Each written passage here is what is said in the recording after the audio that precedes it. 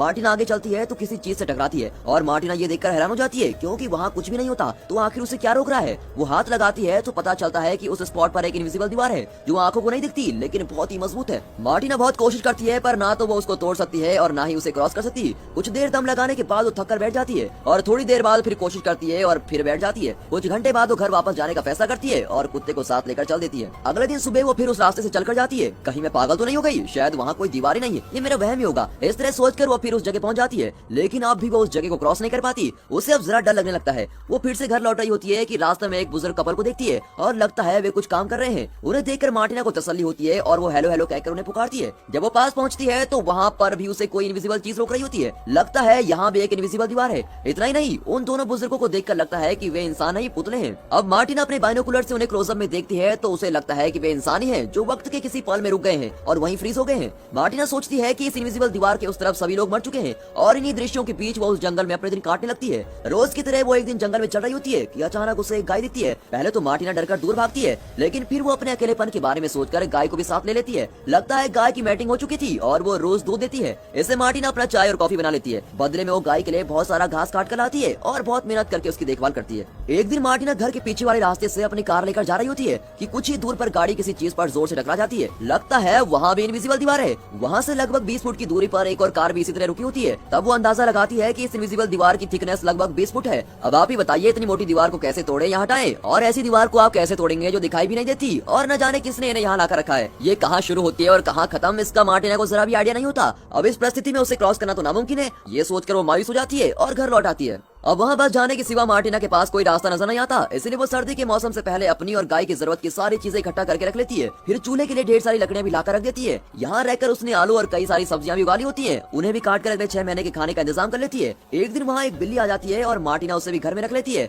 लेकिन उसका सच्चा साथी उसका कुत्ता होता है और वो उसको बहुत प्यार करती है। कभी कभी वो जंगल में जाकर शिकार भी करती है। पहले दिन वो हिरन का शिकार करने की कोशिश करती है पर ठीक से एम नहीं कर पाती और घर लौट आती है। लेकिन अगले दिन वो फिर कोशिश करती है और इस बार उसका निशाना नहीं चूकता। मरे हुए हिरन को घर ले आती है, फिर काट करके टेस्टी खाना बनाकर खाती है। अगले दिन फिर वो पहाड़ के ऊपर पहुंचती है। वहाँ सूरज और उसकी रोशनी से रंगा हुआ आसमान देखकर वो प्रकृति की सुंदरता में खो जाती है और वहीं पर सो जाती है। जब वो घर लौटती है तो बिल्ली का बच्चा हुआ होता है और इस तरह उसके दिन हफ्तों में और हफ्ते महीनों में बदल जाते हैं और उसकी जिंदगी जरा आराम से कट रही होती है। एक दिन अचानक तेज तूफान आता है और बर्फ भी गिरने लगती है। बिल्ली का बच्चा बेचारा बीमार होकर मर जाता है और मार्टिना दुखी होकर उसको दफना देती है। वो अपनी रोज की एक्सपीरियंसेस को एक डायरी में लिख रही होती है ताकि वो यहाँ की जिंदगी को भूल न पाए और बाहरी दुनिया से इस तरह कट कर रहते रहते उसे डर लगता है कि कहीं वो पागल न हो जाए।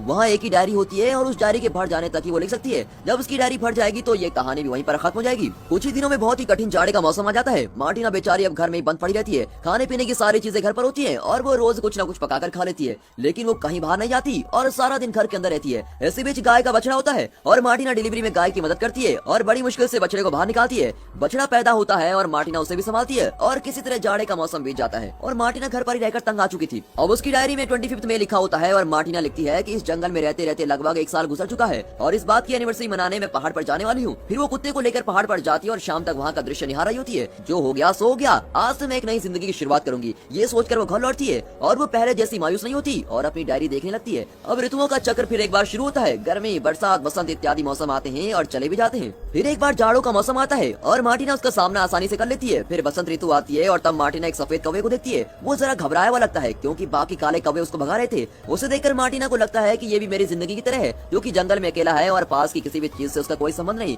लेकिन फिर भी वो घबराकर भागा नहीं, बल्कि उसने जिंदगी के असली मतलब को समझा और उसे अपनाया। उस कौवे में अपनी सच्चाई को देखकर मार्टिना को उससे हमदर्दी होने लगती है। वो उसे खाना देती है और कुछ दिन यूं ही बीत जाते हैं और मार्टिना धीरे धीरे अपनी पुरानी जिंदगी भूलने लगती है। एक दिन वो अपने कुत्ते के साथ पहाड़ से लौट रही होती है तो उस दृश्य को देखकर उसकी सांस रुक जाती है। पागल जैसा दिखने वाला एक आदमी मार्टिना की गाय के बछड़े का सर काट रहा होता है। लगता है ये आदमी भी मार्टिना की तरह इनविजिबल दीवारों के बीच फंस गया है, लेकिन शायद वो मार्टिना जैसा सुलझा हुआ इंसान नहीं और यहाँ अकेले रहकर पागल हो चुका था। उस आदमी को ऐसी घिनौनी हरकत करते देख मार्टिना कांपने लगती है। उसका कुत्ता उस आदमी को अटैक करने जाता है लेकिन वो उस पर कुल्हाड़ी चला देता है। ये देखकर मार्टिना पीछे के दरवाजे से घर में जाती है और अपनी बंदूक लेके आती है, लेकिन तब तक बहुत देर हो चुकी थी और बछड़ा मर गया होता है। मार्टिना के परिवार के दोनों सदस्यों को घायल करने वाले आदमी पर उसे बहुत गुस्सा आता है और वो उस आदमी को लगातार शूट करके मार डालती है। वो बछड़े के पास भागती है जो मर चुका होता है। फिर वो कुत्ते के पास जाती है और उसे गोद में लेकर रोने लगती है। कुछ देर में बेचारा मर जाता है। मार्टिना उस पागल आदमी की लाश को खींच के लेके जाती है और पहाड़ से नीचे धकेल देती है। फिर वो उस उस बछड़े और अपने कुत्ते को बड़े सम्मान के साथ दफनाती है और उनका अंतिम संस्कार भी करती है। अगले दिन से वो अपनी इस अकेली जिंदगी को भी अपना लेती है, अपनी गाय को घास चराने ले जाती है। इस साल भी वो आलू और कई फल उगाती है और दोबारा जाड़े का मौसम आता है। फिर एक दिन वो डायरी में फरवरी 25 लिखती है। यही डायरी का आखिरी पन्ना होता है। इसके बाद जो भी होगा वो नहीं लिख पाएगी। उन बातों को उसे अपने दिल में रखना होगा और इस उम्मीद में बाकी की जिंदगी गुजारनी पड़ेगी कि उसे यहाँ से कोई लेने आएगा। उसके चारों ओर की ये इनविजिबल दीवार किसी तरह गिर जाए और इस जंगल से बाहर का रास्ता खुल जाए। इसी प्रार्थना के सिवा वो और कुछ नहीं कर सकती। पन्नों के खत्म हो जाने से वो लिखना बंद कर देती है। और दोस्तों, हमारी ये मूवी भी यहाँ पर